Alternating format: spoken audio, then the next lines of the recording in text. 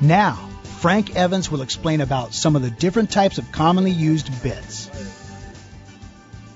With so many bits available, it's hard to tell what's right for you and your horse. With Frank's years of being around horses, he's learned a lot about different bits. First, the snaffle. This is the most common bit used today.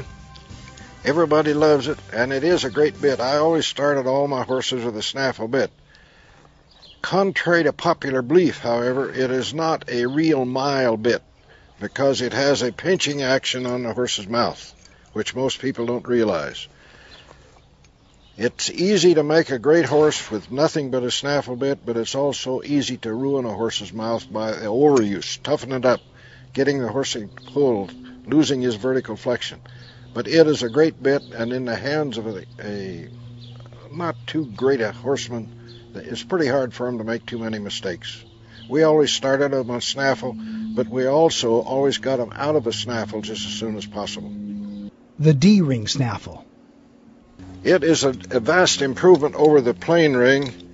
It has not too many advantages. It has a little more. If you start pulling on one side, it stops a bit from going through the mouth quite so easy. We used to take the plain snaffle and even put leather guards on it to do what this bit does. This is a vast improvement in the snaffle bit. The full cheek snaffle. This is a great bit if you got a horse that you're having trouble getting lateral flexion. You can't pull this through his mouth so easy. This bit is used more for driving than actually riding, but it's a good bit, and it answers that purpose of not being able to pull it through his mouth. This is called a twisted wire snaffle, and it can be real rough. In fact, if you notice the action of it, this comes back like this. You're working on the bars of the mouth, and regardless of how you do it, you're going to hit one bar here and one bar here. And after all else fails, you try to go to this, and if you can't do it with this, you'd better find a new trainer, or you'd better find somebody with a better bit, because this is probably the end of the rope as far as I'm concerned. The snaffle covered with hard plastic. When they first started using this, everybody thought this is going to be the answer to start a horse. Frankly, it is not the answer to start a horse. You don't get enough bite on this to actually make the horse pay attention to you. When this first came out, I think I was the first one to buy one to try it, and it was a total failure. In those days, it was a big black rubber bit, and I didn't like it at all. I don't like this bit. The Tom Thumb bit. If I had a green rider on a pretty well broke horse that I was trying to develop hands, I'd probably put this on. It's a mild little bit, so he isn't going to hurt the horse and while he's learning to ride. The Coppermouth swivel shank bit.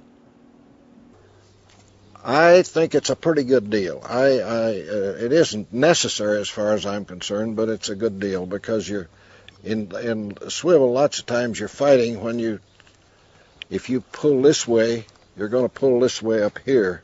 You see, I don't see too much advantage, but there's a lot of people like them.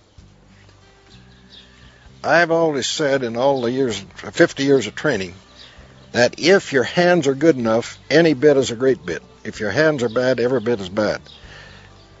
I've always contended that you could take anything. Again, if your hands are good enough, you could turn out a top horse. I think the people like Jimmy Williams, I've seen him with just a rope around the jaw.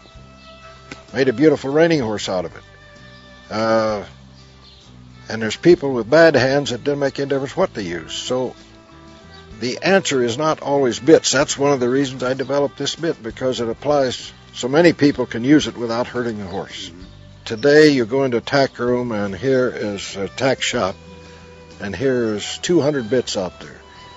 And you go in, and here is in most places, a sales clerk that is not a horseman or horsewoman, and you ask them what bit. Well, is your horse tough mouth? Yes, he's tough mouth. So they said, we'll give you a shank this long, or we'll give you a double twisted wire snaffle. That's about all you get. So that, where are you going? You're going to have to go to a top professional that has good hands and is knowledgeable about bits. And they're hard to find.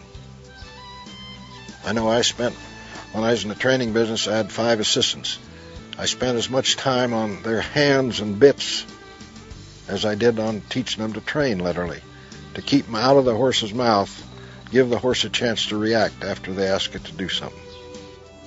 And Frank Evans' answer to getting out of the horse's mouth and giving the horse a chance is his uniquely designed Mikmar bits. You know, I couldn't tell you this for sure, but I think he went to sleep with it every night. He loved it so much.